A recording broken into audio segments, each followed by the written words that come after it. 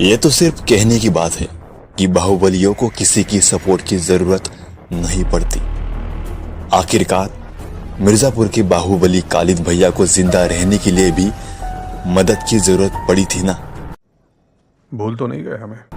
आज इस वीडियो में मैं आपका दोस्त आपको बताएगा शक्ति के 13 नियम, जो मैंने 48 लॉज ऑफ पावर बुक से लिए हैं।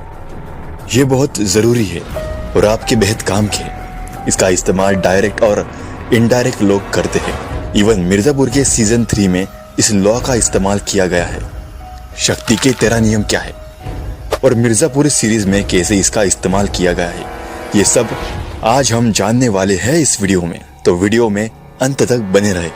लॉ नंबर 13, जब आप किसी से मदद मांगे तो उनके सेल्फ इंटरेस्ट का ध्यान रखें। जब आपको किसी शक्तिशाली पद पर बैठे व्यक्ति से मदद की जरूरत हो तो अपनी जरूरत या अतीत में उनके लिए किए गए किसी काम के बारे में न बात करें।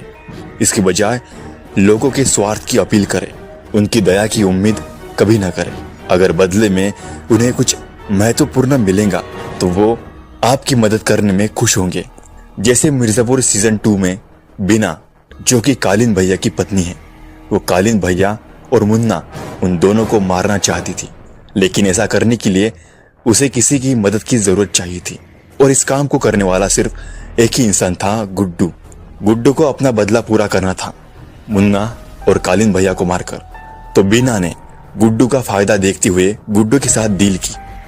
उसकी मदद मांगी कि अभी लोहा गर्म है, हथौड़ा मार दो, मतलब उन दोनों को मार दो और गद्दी पे तब तक तुम बैठ जाओ जब तक मेरा बेटा बड़ा ना हो जाए। और हमारी डील याद है ना? याद है। गद्दी हमारी होगी,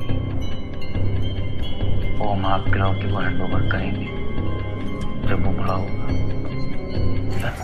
और गुड्डू उसकी मदद करने के लिए मान भी गया, क्योंकि इस डील में उसका भी फायदा था। उसे भी तो अपने भाई के मौत का बदला लेना था।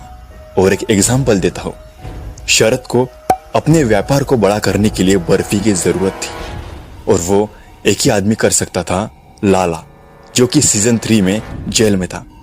शरद ने लाला से डील की और इस डील में उसने लाला को ये बताया कि अगर तुम मेरी मदद करोगे तो इसमें तुम्हारा भी फायदा है। डील ये है कि मैं तुम्हारी बेल करवा दूंगा, उसके बदले तुम मुझे बर्फी का रेगुलर सप्लाई करोगे। आप जेल में हैं,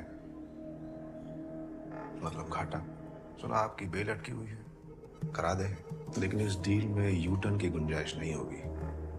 पैसा जितना आप कहें और माल जितना हम चाहें। और एक डील शरद ने छोटे त्यागी के साथ की थी कि तुम कालिन भैया को छुपाकर सेफ रखोगे और मैं गुड्डू और गोलू को तुम्हारे हवाले करूंगा। शरद ने इस डील में छोटे त्यागी और दद्दा की जरूरत का सोचा। इसी कारण शरद को उनका सपोर्ट मिला कालिन भैया को सेफ रखने में। सत्ता पाने के लिए अक्सर अपने ऊपर के लोगों से मदद मांगनी पड़ती है, लेकिन आप जो चाहते हैं उसे यूं ही नहीं कह सकते।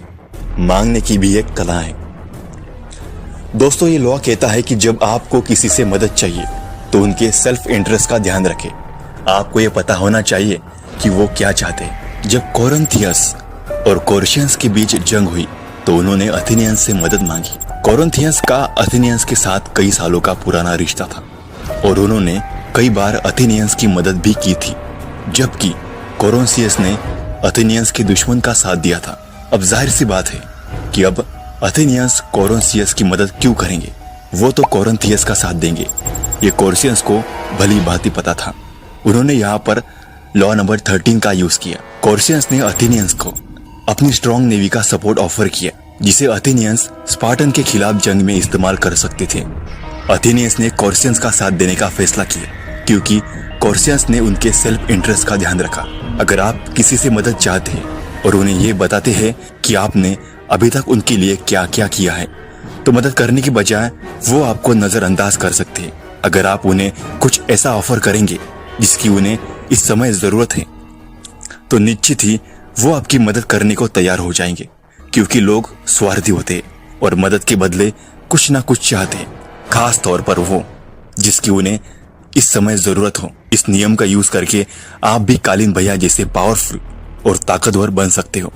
तो दोस्तों, आज की वीडियो में इतना काफी रहेगा। तो फिर मिलते हैं अगले वीडियो में। Thanks for watching this video.